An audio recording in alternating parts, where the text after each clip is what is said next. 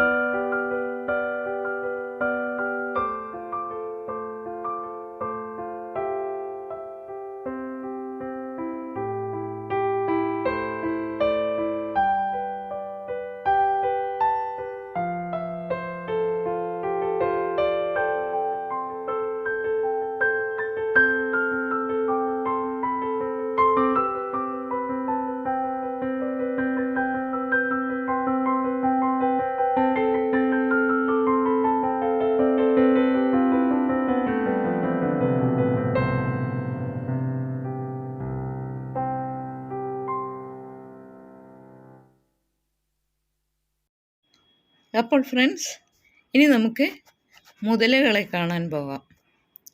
മുതലകളെ സംരക്ഷിക്കാൻ ഇവിടെ കൃത്രിമമായ ജലാശയങ്ങളൊക്കെ നിർമ്മിച്ചിട്ടുണ്ട്.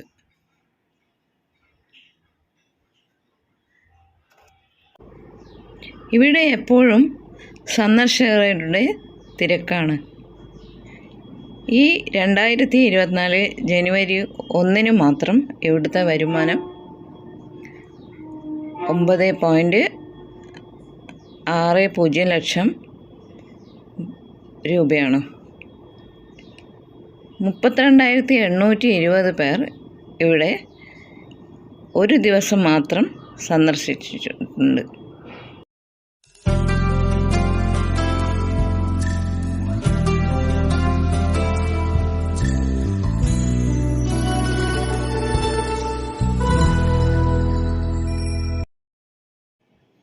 അടുത്തത് അക്വാ ബേർഡ്സാണ്. അതായത് വെള്ളത്തിൽ കഴിയാൻ ആഗ്രഹിക്കുന്ന ഒരുപാട് പക്ഷികളുണ്ടല്ലോ, കൊക്ക് മുതലായവ. കൊക്കിൻ്റെയൊക്കെ പല തരത്തിലുള്ള